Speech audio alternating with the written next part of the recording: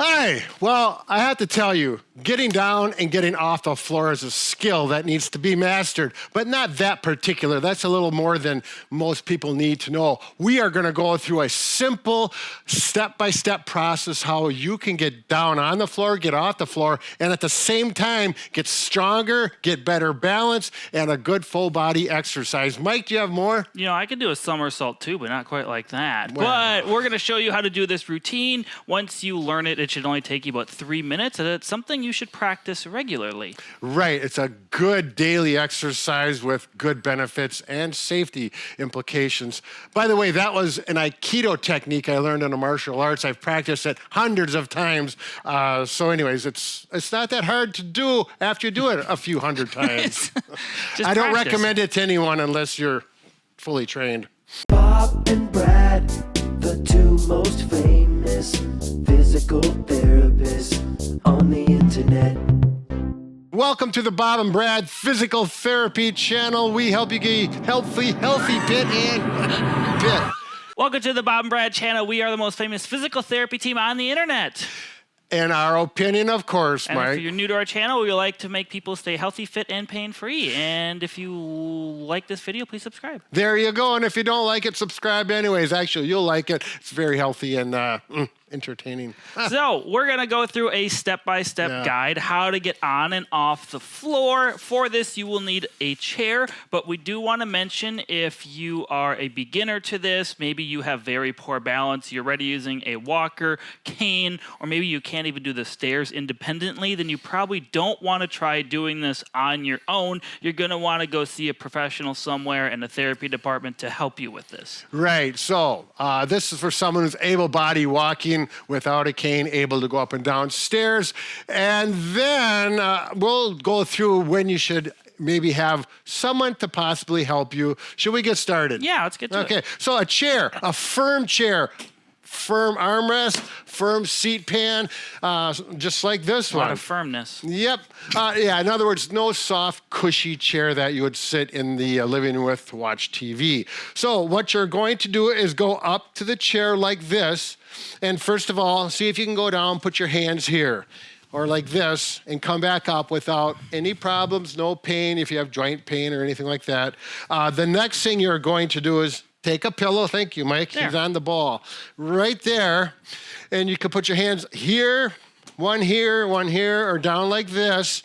And we're going to see if we can just touch the pillow with one knee. And if you can do that without any knee pain, joint pain, anything, and this feels very comfortable for you, you can repeat it. That's good. The next step, go down and put all your weight through one knee. See how that feels? If you can get back up from there comfortably, good. Now try it with the other knee. Just go down slowly, good control. If you can do this with good control, you do not feel wobbly, the chair is not wobbling, then you can continue to do this, okay, and back up. Let's say, for example, you get down to here, and it's kind of hard to get back up. But you can do it. That's when you need to have another person helping you, an able-bodied person who's strong and able to help. And you're going to need a belt around your waist so that person has a nice, safe grab handle. Can you demonstrate, Mike, Yes. how they would grab and support? So this is just called a gait belt. Typically, we have it in a therapy world. So you're going to go an underhand grip. You can use a regular belt. It doesn't have to be a gait belt, but it needs to be a sturdy belt. And it has to stay in place, make sure it's tight. You're going to go underhand grip. You're going to grab with a closed fist and make sure it's like this because you're going to have more force and strength pulling this way than you are with an overhand grip. Normally, you do your dominant hand. Depending upon how they go down, how weak they are, what issues they have, and personally, you as a provider, you're going to either use one hand or two hands, just depending upon your mobility and theirs. Right. So Mike is going to have a wide base of support. So he's going to have his legs wide. You know, if I get down and it's like, oh, I need a little help. And this isn't anything where Mike is going to need much assistance. You know, if it's a lot and he's pulling, you should not be doing it. You need to go to a professional. He just needs a little A little, oh, that's little it. Just a little assist. So I'm just doing two hands. I'm kind of on one side. So typically if they have one side that's weaker, I'll go to that side. I do have a nice wide base. I'm squatting down. I'm not lifting with my back because you want to make sure you're in good mechanics as well with this. So if the assisting person is doing any more than just a tiny little bit of assistant, that's too much. You need to stop. It just needs a little. If you want to gauge it, I'd say 25% is probably the most out of 100 that they should be helping. Right. So not much. Okay, so then we get down here, and then you're going to practice this so that you can eventually do this all by yourself, very comfortably, multiple repetitions, 5 on a side. Then you're going to go to the next step. You can see how this is a strengthening exercise. I'm working my legs, I'm working my arms, core. You're kind of doing a lunge, basically. Yeah, exactly. It's a modified lunge. So that's why it's a really good exercise. Now, the part about getting to the floor, once you get to here, I can get up easier with my right leg up. My right leg is stronger. I found that out. You may figure out that, oh, I don't know which leg is stronger. It's about the same on either side. Then it doesn't matter. I'm going to keep my right leg up, sit down on my left hip, reach back down with this hand. I'm going to get a chair out of the way, reach here, gently go down to here, and sit and see how you feel. Now, Mike, you just said you've been helping someone at the clinic with someone. I had a person this last year we were working with, and she kept having falls, couldn't get off the floor. We practiced this. She could get down, but getting back up was very difficult. We actually needed 2 people to help get her off the ground, and she was not very big. So this was the point where it was difficult. Yep, it's often hard to transition back into a kneeling position. Right. So this is where you, if you're not sure, you really want to make sure someone is with you doing this because you don't want to get stuck down there or have your life alert button on if you have one. And if you do this, the way you do it to make it easiest is bring knees up, the side that's inside, tuck under here, and we're going to roll over and touch here. So you can just kind of roll back and forth. Once you get that movement stable, here to both knees. You don't have to have a pillow here. If you got carpeting and your knees are comfortable, you can leave the pillow off. Get it out of the way. And then step by step up to here. Get there or move to the chair so you're closer. Up with your stronger leg if you feel one is stronger. Here, here, and you're done. Now, there will be people that can do this, taking their time. It's effortful, and they get to here, and they're out of breath, but it went fairly well. But it's because it's an exercise, and a good exercise, it may put that person out of breath, especially the first few times. And then going up is usually a little more aggressive, and you get up to here, and then out of breath, tired. That's when you turn around, use a chair to rest. Then you will not do it anymore. It's the only time you're going to do it in the day. The next day, if you feel recovered, do it. If the next day you feel like your muscles are sore from doing that exercise, then you wait to the next day. So it's every other day. After you do this for a while, you'll be able to come up, and because you've done it with repetition, you'll figure out how to do it without thinking about it so much. It'll become to here, and you're back up to here, and once you can do that and you feel comfortable, then you go to the next step. Down, down, roll here. And that is because if you fall, you may end up down and probably will flat like this. So you need to know how to get from here all the way up so you can stand up. Plus, this is a great way to stretch out the back. Sometimes this is exactly what I do at home. You fall down and then you just stretch or what? No, I lay down. I go down purposefully. And then I stretch my back out. I'm nice and straight. It's good posture exercise. You can stretch over here, roll over here. Look how my legs are up. It's really important that you do that. This is a really good, you'll feel your back crack almost certainly when you do this, in a good way, I mean. Yeah, so he's working on rolling from his back to side because you have to get back to your side in order to start standing up in that process again. Now, most people aren't going to fall right by an object they can easily grab. If you do, you're lucky, but most people will fall and there's nothing around. So you may have to do some scooting of sorts, which Brad's going to go over here. I think it'd be a good time to mention, we're probably going to get questions. I've had a hip replacement or knee replacement. Can I do this? Check with your surgeon first. If you're way healed up years after and you don't have any precautions anymore, go ahead and try it. If you are fresh with them, you probably don't want to do this right now. Right. Good point, Mike. So I'm practice these. This is good core exercise. Besides all this is really good exercise. But then I'm going to get up. This elbow tucks under. This hand goes on the floor.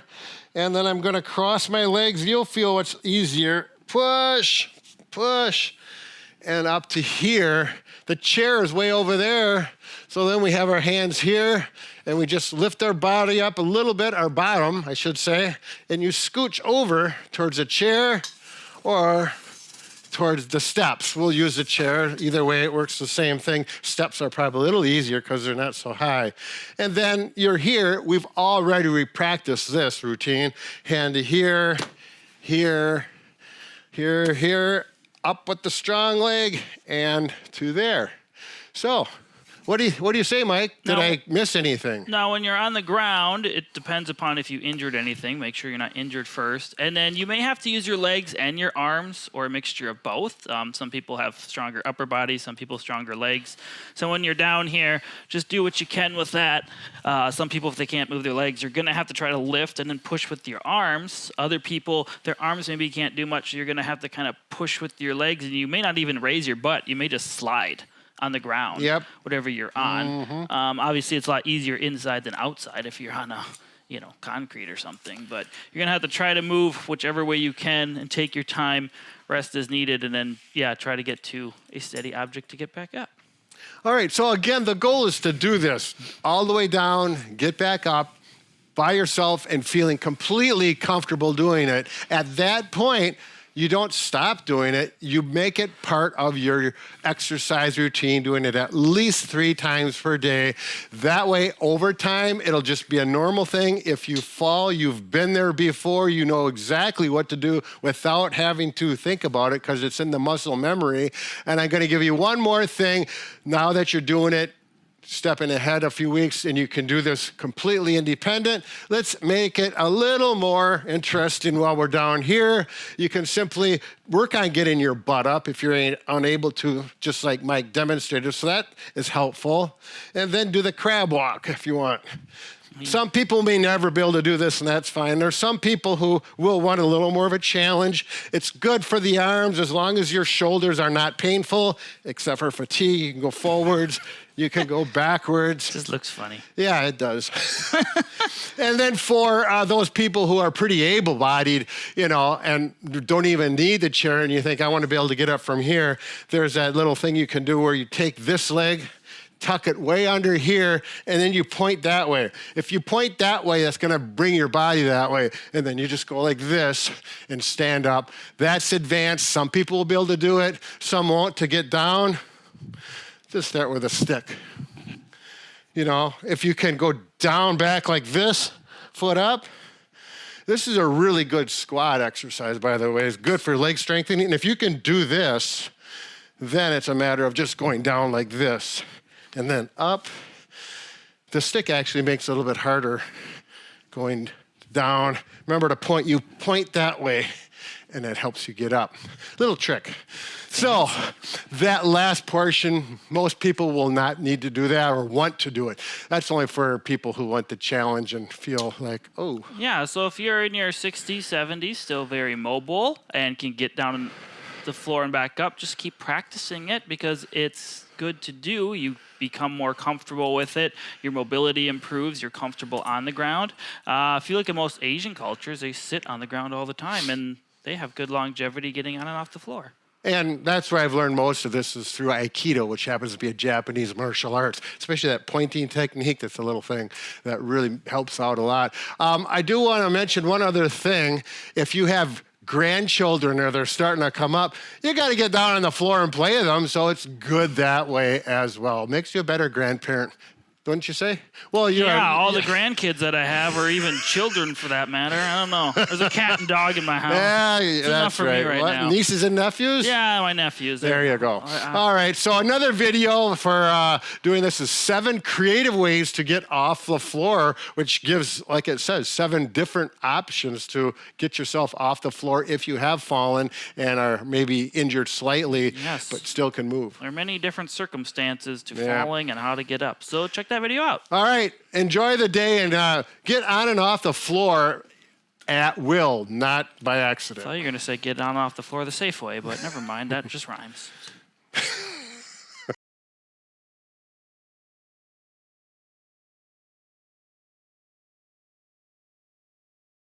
Bob and Brad, the 2 most famous physical therapists on the internet.